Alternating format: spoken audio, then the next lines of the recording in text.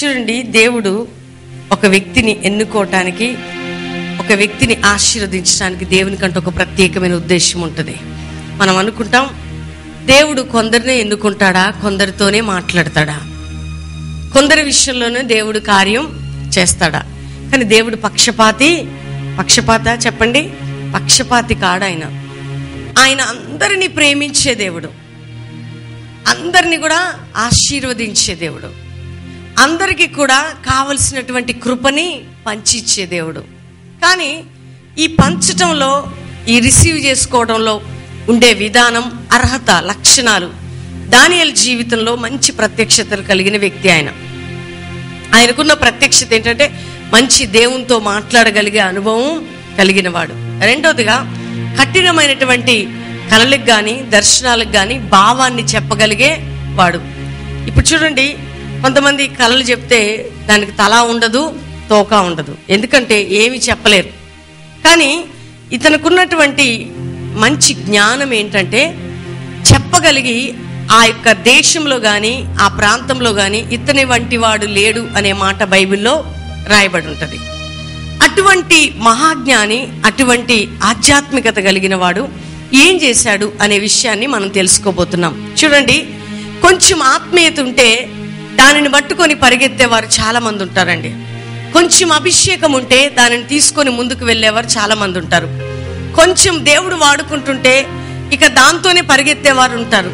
కానీ దానియేలు ఇన్ని ప్రత్యక్షత కలిగిన వాడైనా, ఇంత దేవునితో మాట్లాడే అనుభవం కలిగిన వాడైనా, దానియేలుకున్న క్వాలిటీ, లక్షణం, క్వాలిఫికేషన్ ఏంటి అనేది మనము ధ్యానం చేసుకుందాం.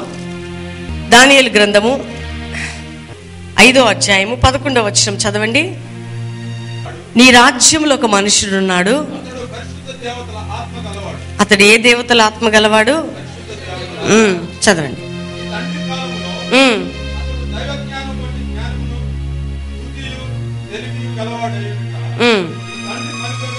కనుగొనను గనుక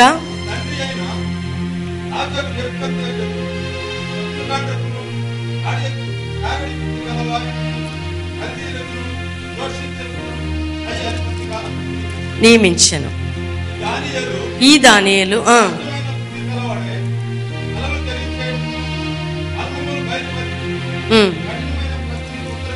ఉత్తరం ఇచ్చుటక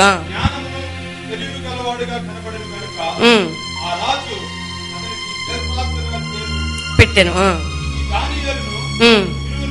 పిలువు నంపుము. చదువు.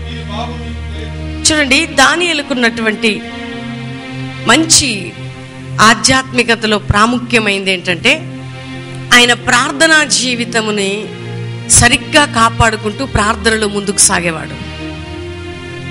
దేవుడు ఎవరితో మాట్లాడతాడంటే కొన్ని రోజులు ప్రార్థన చేసి ఆగిపోయే వారితో దేవుడు మాట్లాడండి. ప్రవహిస్తున్న నీరు అది ప్రవహిస్తుంటేనే ఫ్రెష్గా ఉంటుంది. ప్రవహిస్తున్న నీరు ఒక దగ్గర ఆగిపోతే ఏం వాసన వస్తుందండి? మురుగు వాసన వస్తుంటది. ఆత్మీయతలో కొనసాగుతున్న వ్యక్తి అదే భావముతో, అదే ఆత్మతో ముందుకు వెళ్తున్నప్పుడు నువ్వు ఫ్రెష్గా, నీట్గా, ఆత్మికంగా కనపడతావు, ఒక స్వచ్ఛమైన నీటిలాగా. కానీ నీ ఆత్మీయ జీవితంలో ప్రార్థన అనే అనుభవము, దేవునితో మాట్లాడే అనుభవము ఎప్పుడైతే తగ్గిపోతుంటుందో దేవుడు కూడా నీతో మాట్లాడే అనుభవాన్ని తగ్గిస్తుంటాడు. చాలా మంది అంటుంటారు, పాస్టర్ గారు అప్పట్లో దేవుడు నాతో మాట్లాడేవాడు, ఇప్పుడు నాతో మాట్లాడడం లేదు. అప్పుడు నాకు కలలు వచ్చేయండి, ఇప్పుడు నాకు రావట్లేదు. అప్పుడు నాకు జరిగిపోయే విషయాలు తెలిసేయి, ఇప్పుడు నాకు లేదు. అప్పుడు వాక్యము ద్వారా సూటిగా దేవుడు నాతో మాట్లాడేవాడు, ఇప్పుడు నాకు అది లేదు అని నేను తగ్గిపోయాను, నేను పడిపోయాను, నేను బలహీనమైపోయాను అనేటువంటి మాట మాట్లాడుతుంటారు. కానీ నువ్వు బలహీనం కావటానికి, నువ్వు తగ్గిపోవటానికి, నువ్వు లోపలికి వెళ్ళిపోవటానికి నీ ప్రార్థనా జీవితాన్ని దేవునితో సరి చేసుకున్నప్పుడు దేవుడు నమ్మదగిన వాడు, నీతిమంతుడు. కాబట్టి ఆయన నీతో మాట్లాడడానికి ఇష్టపడతాడు. దేవుని బిడ్డలారా, అది లేదు కొందరికి. ఎప్పుడు కూడా గతం పోయింది అని, నేను ఆత్మీయత కోల్పోయానని ఆలోచించుకుంటూ, నిరుత్సాహపడుతూ, బలహీనపడుతూ, ఇక దేవుడు నా జీవితంలో దాన్ని తీసేశాడు అని కొన్నిసార్లు మనకంటే వెనకొస్తున్న వారు, దేవుని కోసం నిలబడుతున్నప్పుడు ఇక నేను కోల్పోయానులే, నా జీవితం అయిపోయిందిలేని ఇతరులను చూసి వ్యసన పడుతూ, ఇతరులను చూసి ఆయాసపడుతూ బ్రతుకుతుంటారు కొంతమంది. కానీ ఈ దానియేలు అని రాయబడి ఉంటుంది చూడండి. ఆయన గురించి అక్కడ ఉన్నటువంటి మంచి సాక్ష్యం ఏంటంటే, నీ రాజ్యంలో ఒక మనుషుడు ఉన్నాడు, ఒకడే మనుషుడట. ఆ మనుషుడు ఎటువంటి వాడంటే అతడు దేవతల ఆత్మ కలవాడు. అంటే ఆయన జీవితంలో చాలా మంది దానియేలు ఎన్నిసార్లు ప్రార్థన చేశాడని మనం అడిగితే 3 మారు ప్రార్థన చేశాడండి. మనం 3 మారు ఏం చేస్తాం? తింటాం అని చెప్పండి అందరం. మనం 3 మారు ఏం చేస్తాం? తింటాం. పొద్దున ప్రార్థన చేస్తే సాయంత్రం పర్వాలేదులే, ఈరోజు ప్రార్థన చేస్తే రేపు ఎక్స్క్యూజ్. నువ్వు పొద్దున టిఫిన్ చేస్తావు, మధ్యాహ్నం లంచ్ చేస్తావు, నైట్ ఏం చేస్తావు? డిన్నర్ చేస్తావు. ఒకవేళ నువ్వు అనుకుంటావు, చూడండి చాలా మంది సైన్స్ ప్రకారం చెప్తుంటారు, మరి మార్నింగ్ బ్రేక్ఫాస్ట్ ఇంత తినాలి, లంచ్ ఇంత తినాలి, డిన్నర్ ఇంత తినాలి అనేటువంటి లెక్కలు పెడుతుంటారు. ఒకవేళ ఇందులో ఏది తగ్గించినా రోగాలు వస్తాయి, శరీరం పాడైద్దని చెప్తుంటారు. అదేవిధంగా నీ ఆత్మీయ జీవితంలో ఈ ప్రార్థనా లెవెల్స్ మెయింటైన్ చేయనప్పుడు నీ శరీరము తినకపోతే ఏ విధంగా బలహీనమైపోతుంటుందో, ఈ ఆత్మీయ లెవెల్స్ మెయింటైన్ చేయనప్పుడు నువ్వు ఆధ్యాత్మికంగా కూడా బలహీనమైన ఎండిపోయిన అనుభవంలో ఉంటావు. ఈ ఎండిపోయిన అనుభవం గురించి ఆలోచించరు. దేవుడు నాతో ఎందుకు మాట్లాడట్లేదు అంటే, చూడండి సమూయేలు ప్రవక్త ఒక మాట అంటారు, నా మట్టుకు నేను ప్రార్థన చేయకపోవటమే పాపమట. అసలైన పాపం ఏంటి చెప్పండి? అందరం చెప్దాం. నేను ప్రార్థన చేయటం మానుటే పాపము అని రాయబడి ఉంది. నువ్వు ప్రార్థన ఎప్పుడైతే మానేస్తావో, నువ్వు వ్యభిచారం చేయట్లేదు, దొంగతనం చేయట్లేదు, నువ్వు లంచాలు తీసుకోవట్లేదు, నువ్వు మరీ ఏది చేయట్లేదు, కానీ నువ్వు ప్రార్థన చేయటం మానుట వలన నువ్వు పాపము చేస్తున్నావని గ్రహించాలి ఈ దినం. పాస్టర్ గారు నేనేం పాపం చేయనండి, నాకు అసలు పాపం చేసే అలవాటే లేదండి, నేను ఒక్క మాట కూడా అనను. చాలా మంచిది, నీ నడవడిక, నీ జీవితం, నీ నీతి చాలా బాగుంది. కానీ నీవు దేవునితో సరైన సంబంధం లేనప్పుడు నువ్వేం చేస్తున్నావంటే పాపము చేస్తున్న వ్యక్తితో సమానమట. చూడండి, ప్రార్థనా జీవితం ఉండదు, ప్రార్థనా అనుభవం ఉండదు, కానీ చాలా ఉన్నతమైనటువంటి స్థానం కావాలని ఆలోచించేవారు చాలా ఎక్కువ. చూడండి, పరిశుద్ధాత్మ దేవుడు నాతో మాట్లాడాలి, నాకు బలమైన అభిషేకం ఇవ్వాలి, లేకపోతే ఈ రోజుల్లో నా కుటుంబంలో అద్భుతం జరగాలని దేవుని యొద్ద నుండి ఆశీర్వాదాలు కోరుకునే ప్రజలు ఎక్కువైపోతున్నారు. కానీ ప్రార్థనా జీవితాన్ని సరి చేసుకున్నప్పుడు నువ్వు ఆశీర్వాదాల కొరకు పరిగెత్తాల్సిన అవసరం లేదు. కానీ నీవు దేవునితో గడుపుతున్నప్పుడు దేవుడు ఏం పంపాలో నీ కుటుంబంలోకి అది పంపుతాడు. సహోదరి సహోదరుడు, అది లేదు ఈ రోజుల్లో సంఘానికి. సంఘం ఏం చేస్తుందంటే ఒక లిస్ట్ తీసుకొని, ప్రభువా నా కుటుంబంలో ఇది కావాలి, నాకు ఇది కావాలి, నాకు అది కావాలని ప్రార్థన చేస్తుంది.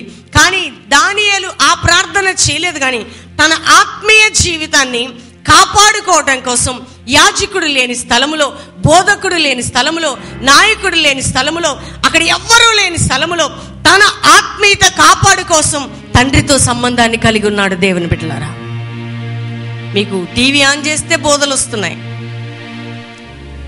సంఘానికి వస్తే ప్రసంగాలు వస్తున్నాయి. అదొక సేవకుల సదస్సు, దైవజనులు అందరూ మాట్లాడుతుంటే ఒక సేవకుడు నిద్రపోతా ఉన్నాడు. మీటింగ్ అయిపోయినాక వచ్చాడు నా దగ్గరికి, అమ్మా నా పరిచర్య బాగా జరిగేటట్టు ప్రార్థన చెయ్యండి అని ఇట్లా అంటున్నాడు. నేనన్నా, సేవకుడు నిద్రపోతే వచ్చేది ఏంటంటే దారిద్రత. ఏమొస్తుందండి? సేవకుడు నిద్రపోతే ఆ పరిచర్యకు వచ్చేది ఏంటంటే దారిద్రత. దారిద్రత సేవకుని జీవితంలోకి వస్తుందంటే ఆ సేవకుడు ఆత్మీయ స్థితిలో నిద్రపోతున్నాడు కాబట్టే దారిద్రత వచ్చింది, అంతే. ఆత్మీయ దారిద్రత, అన్ని దారిద్రతలు వచ్చేస్తాయి. దైవజనులు ఎట్లుండాలండి? అలర్ట్గా ఉండాలి, యాక్టివ్గా ఉండాలి, భాషలు మాట్లాడుతుండాలి, స్తుతిస్తూ ఉండాలి, ప్రైజ్ చేస్తూ ఉండాలి, దేవుని గణపరుస్తూ ఉండాలి, ఎంకరేజింగ్ ఉండాలి, ప్రభుని ఆరాధిస్తుండాలి. రియల్లీ దేవుని బిడ్డలారా, కొన్నిసార్లు నిద్ర, సోమరితనం, మజ్జుతనంతో ఉండి ప్రార్థనా జీవితం లేకుండా ఉన్నవారికి సంఘాలు పెరగవు. వారు ఎన్ని సర్కస్లు చేసినా ఆ పరిచర్య ముందుకి వెళ్ళదు. ఒక ప్రార్థనాపరుడు మోకరిస్తే పరలోకం తెరవబడుతుంది. ప్రార్థనాపరుడు అంటే ఎవరికి భయం అంటే, ఎవరికి భయం అండి? అపవాదికి భయం. ప్రార్థనాపరులు అంటే ఎవరికి భయం అంటే మనుషులకు కూడా భయం. ప్రార్థనాపరులు అంటే ఎవరికి భయం అంటే మన శత్రువులకు కూడా భయం. ప్రార్థనాపరులు అంటే ఎవరికి భయం అంటే సృష్టికి కూడా భయం. ఎందుకంటే సృష్టిని కూడా ప్రార్థనతో ఆపాడు యెహోషువ. ప్రార్థనాపరులు అంటే ఎవరికి భయం అంటే ఈ భూమి మీద ఉన్న సమస్తం వాటికి భయం. ఎందుకంటే ఏలియా ప్రార్థనాపరుడు కాబట్టి కాకితో ఆహారం వచ్చిందండి. ఎందుకంటే కాకి అసలే గీక్కొని తినే టైపు. ఎట్లా తింటుందండి కాకి? అన్నం మీరు గిన్నె బయట పెట్టండి, గిన్నె మొత్తం గీకి గీకి లాక్కొని మొత్తం తినేస్తుంది. అలాంటి కాకితో ఏలియాకి ఆహారం పంపటానికి ఏలియా సామాన్యమైన ప్రార్థనాపరుడు కాదండి. సృష్టిని కుంభ వర్షం కురిపించబడను గాకంటే కుమ్మరించబడని, వర్షము ఆగిపోవును గాక అంటే ఆగిపోయింది. ఆకాశం తెరవబడాలంటే తెరవబడ్డది, ఆకాశం మూయబడాలంటే మూయబడ్డది. 10 నిమిషాలు ప్రార్థన చేసి నేను కూడా అన్నాడు అనుకోండి, ఇంక అంతే సంగతులు. ఒక మంచి నడవడిక లేకుండా, ప్రార్థన అనుభవం లేకుండా నువ్వెప్పుడు కూడా పైకి ఎక్కలేవు. నువ్వు స్టెప్ బై స్టెప్ ఎక్కాలంటే నీ ప్రేయర్ లైఫ్ కూడా స్టెప్ బై స్టెప్ పెరుగుతూ ఉండాలా. నువ్వు స్టెప్ బై స్టెప్ ఎప్పుడైతే ఆత్మీయతలో ఎదుగుతూ ఉంటావో, నీ ప్రార్థన జీవితాన్ని సరి చేసుకుంటూ దేవునితో ముందుకు సాగుతుంటావో, నీ ఆశీర్వాదాలు కూడా పెరగటం ప్రారంభించబడతాయి. ఈ ఆశీర్వాదాలు గొప్ప సంగతి కాదండి. బ్లెస్సింగ్స్ అనేవి వస్తుంటాయి, మన జీవితంలో పోతుంటాయి. ఇక్కడ దానియేలు ఉన్న పరిస్థితి ఏంటంటే బానిసగా ఉన్నాడు. బానిసగా ఉన్నవానికి ఏంటంటే పరిస్థితి, అక్కడున్న ఆజ్ఞ ఏంటంటే ఎవరు కూడా ప్రార్థన చెయ్యొద్దు అనేటువంటి మాట రాయబడి ఉంటుంది. ప్రార్థన చెయ్యొద్దు అనే శాసనం ఉన్న ప్రార్థన చేసిన ప్రార్థనా వీరుడు ఎవరంటే దానియేలు. అందుకే దేవుడు ఆయనకి క్రొత్త ప్రత్యక్షతలు ఇచ్చాడు. ఎవరికి దేవుడు ప్రత్యక్షతలు ఇస్తాడంటే, అనుకూలంగా ఉండి మేము ప్రార్థన చేసుకుంటామండి, అనుకూలంగా ఉండి మేము దేవునితో గడుపుతామన్న వ్యక్తులతో దేవుడు మాట్లాడదు. క్లిష్ట పరిస్థితుల్లో, అననుకూల పరిస్థితుల్లో ప్రార్థనా జీవితాన్ని కాపాడుకుంటూ దేవునితో సంబంధం కలిగిన వారితోనే తన హృదయాన్ని దేవుడు తెరుస్తాడు. అక్కడ దైవజనుడు ఉన్నాడు దానియేలుకి. చెప్పాలి, మనం చెప్తుంటాం మా ఊర్లో ఎవ్వరు లేరండి, నేను ఒక్కడినే. మరి నువ్వు ఒక్కదాన్ని దేవుడు ఎందుకు రక్షించుకున్నాడు? మా ఊర్లో ఎవరికి కరెంట్ లేదండి, మా ఇంట్లోనే వెలుగుంది. ఊరంతా చీకటి ఉంటే నీ ఇంట్లోనే వెలుగుంటే ప్రజలందరూ ఎవరి దగ్గరకు వస్తారు చెప్పాలా? వెలుగుగా ఉన్న నీ ఇంట్లోకి వచ్చి నీ దగ్గర వాళ్ళు చూస్తారు, నీ ఇంట్లో చదువుకుంటారు, నీ దగ్గర నేర్చుకుంటారు. ఊర్లో ఎవరికి లేదు ఆత్మీయత, ప్రార్థన జీవితం, నీకే ఉంది. నేను ఒక్కదాన్నే ఇలా ఉన్నాను, నేను ఒక్కడనే ఇలా ఉన్నాను అయ్యో అని అనుకోవడం కాదు, కానీ నీ వెలుగు అనేకులకి ప్రకాశించే వ్యక్తిగా నువ్వు ఉండాలంటే నువ్వెప్పుడు కూడా ప్రార్థన చేత నడిపించబడే వ్యక్తిగా ఉండాలా. కొంతమంది ప్రార్థన చేస్తారు, శ్రమలు వచ్చినప్పుడు ప్రార్థన చేస్తారు, కష్టాలు వచ్చినప్పుడు ప్రార్థన చేస్తారు, బాధలు ఉన్నప్పుడు ప్రార్థన చేస్తారు. మామూలు అప్పుడు ప్రార్థన ఉండదు. సంతోషం వస్తే ఉండదు, దుఃఖం వస్తే ప్రార్థన, సంతోషం వస్తే ఏంటంటే ఇక ప్రార్థన జీవితాన్ని మర్చిపోతారు. ఇది ఏమంటారంటే ఉద్రేకపూరితమైన ప్రార్థనా జీవితం అని అర్థం. ఉద్రేకం ఎట్లుంటుంది తెలుసా అండి?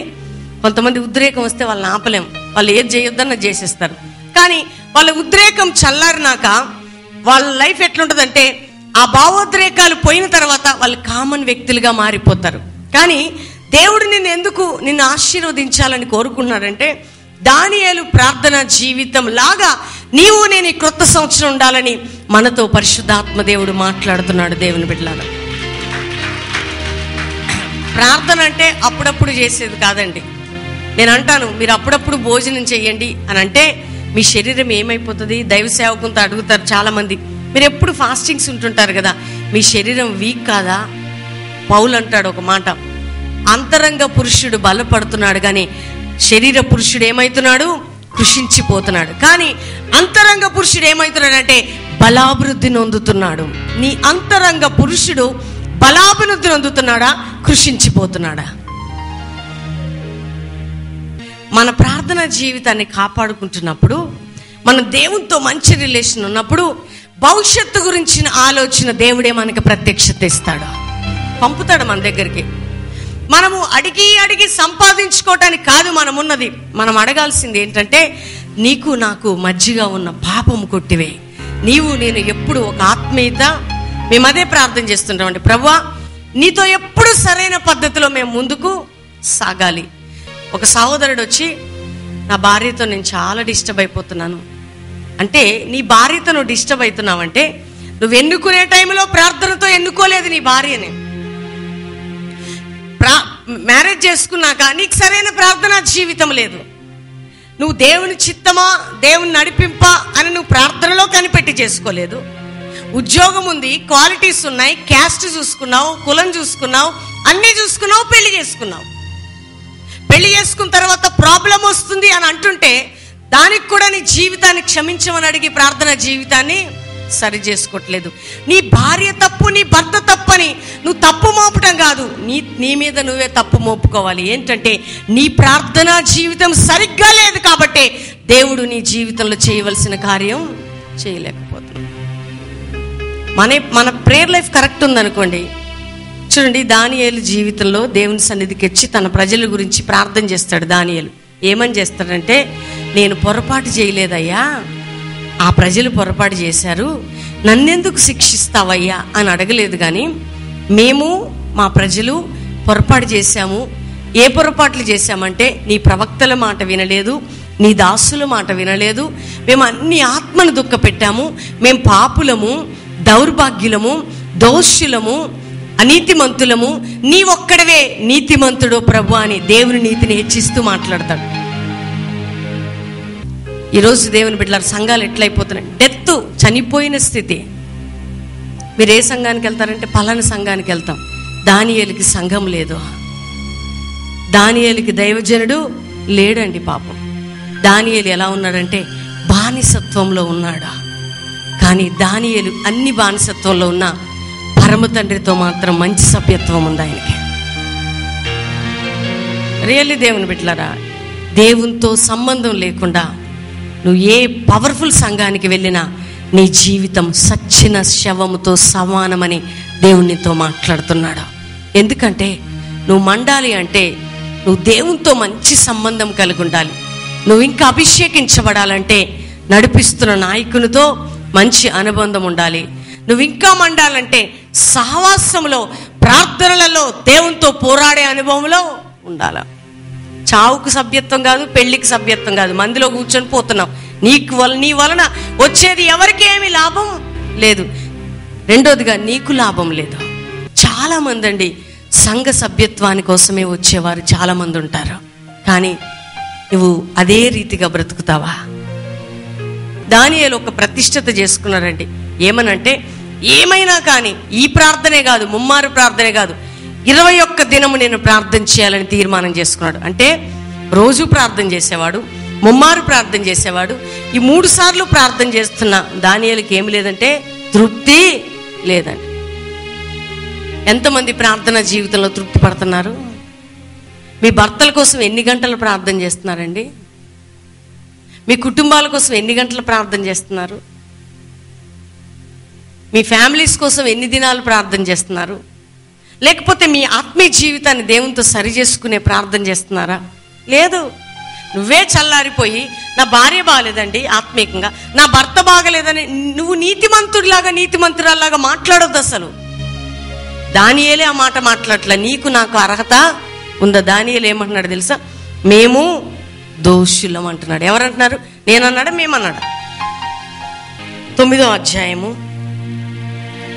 4వ వచనం నుంచి 3వ వచనం నుంచి నేను చదువుతాను. అంతటా దానియేలు గోనెపట్ట కట్టుకొని ధూళి తలపైన వేసుకొని ఉపవాసం ఉండి ప్రార్థనా విజ్ఞాపనలు చేటుకై ప్రభువగు దేవుని ఎదుట నా మనసును నిబ్బరం చేసుకుంటుని, నేను నా దేవుడని యెహోవా ఎదుట ప్రార్థన చేసి ఒప్పుకొనినదేమనగా, ప్రభువా, మహత్యము గల భీకరుడు వగు దేవా, నీ ఆజ్ఞలను అనుసరించి నడుచుకొని వారి ఎడల నీ నిబంధనను, నీ కృపను జ్ఞాపకం చేయవాడా, మేమైతే నీ దాసులు, నీ ప్రవక్తలు, నీ నామమును బట్టి రాజులు, మా యొక్క అధిపతులను, మా పితరులను, యూదయ దేశం అంతటిను చెప్పిన మాటలను ఆలకింపగా నీ ఆజ్ఞలను నీ నిధులను అనుసరించటమాని పాపులమును దుష్టులమై చెడుతనము ప్రవర్తించు తిరుగుబాటు చేసిన వారము. ప్రభువా, నీవే నీతిమంతుడవు. మేమైతే చెప్పండి, మనమేం చెప్దాం? నేనైతే ఇంట్లో ఒక్కదాన్నే నీతిమంతురాలనయ్యా, నా భర్త అసలు అనీతిమంతుడయ్యా, నా భార్య అనీతిమంతురాలు. దానియేలు ఎప్పుడు కూడా ప్రజల తప్పుని అయినా తన మీద వేసుకున్నాడు, తన తప్పుని తన మీద. దానియేలు ఏం తప్పు చేశాడండి?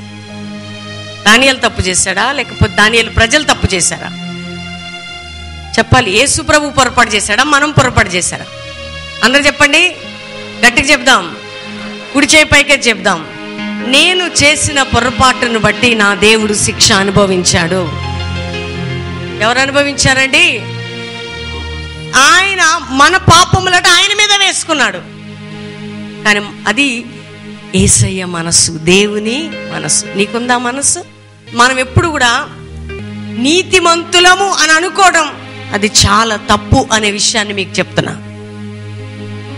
మనం ఎప్పుడు కూడా ఆ సెల్ఫ్ ప్రౌడ్నెస్ నుంచి బయటకు వచ్చి మనం ఏమనాలంటే, మనము చాలా విషయాల్లో నేర్చుకోవలసింది ఉంది అనే విషయాన్ని మనం తెలుసుకోవాలి దేవుని బిడ్డలారా. ఎందుకంటే దానియేలు అనుకుంటే, అయ్యా దేవతల ఆత్మలు నాకు ఇచ్చావు. ఏ ఆత్మని? దేవతలు. దాని పై వచనాలుగా మీకు చదివి వినిపించింది కదా. దేవతల ఆత్మలను ఇచ్చావు, కఠినమైన కలలకి మర్మములు చెప్పగలిగే కృప నాకు ఇచ్చావు. నా వంటి వాడు రాజ్యములు ఎవరు లేరు, నేను ఒక్కడనే పోరాడుతున్నా, కాబట్టి నాకు న్యాయం చెయ్యవా అన్నాడా? ఏమన్నాడు చెప్పండి? మేమైతే ఏమన్నాడు? అందరం చెప్దాం, అందరం చెప్పాలా? మేమైతే మనకేముంది తెలుసా? మన దోషం ఒకరి మీద నెట్టేయడమే మనకి ఈజీ. మనం తప్పించుకోవటం కోసం ఎవరి మీద నెట్టేస్తాం? ఎవరు దొరికితే వాళ్ళ మీద నెట్టేసి. కానీ నువ్వు సాకులు చెప్తే దేవుని కోపం. నీ దోషాన్ని మరొక వ్యక్తి మీద నెట్టినప్పుడు నువ్వు అనుకుంటావు తప్పించుకున్నాను అనుకుంటావు, కానీ దేవుని దృష్టిలో దేవుని కృపని పోగొట్టుకుంటున్నావు. నీ మరొకరి దోషాన్ని నీ మీద వేసుకొని నువ్వు ప్రార్థన చేయగలిగినప్పుడు పరలోకం నిన్ను బట్టి సంతోషిస్తుంది. అది ఉండదండి, ఆ మనసే ఉండదు. ఏ మనసు ఉంటుందంటే ఎవరి మీద వాళ్ళు. అవ్వంటది కదా, ఆ సర్పము ఆదాముని అడిగితే నువ్వు ఇచ్చిన అవ్వే చేసిందని, అవ్వని అడిగితే అగో నువ్వు ఇచ్చిన సర్పమే చేసిందని. చూడండి, ఒకరి మీద నుంచి ఈ సాకులు చెప్పకుండా ఆదాము గాని అయ్యా నిజంగానే తప్పైపోయిందా అని ఆదాము సాగిలపడినా, అవ్వ సాగిలపడినా ఏం జరుగుండేదో.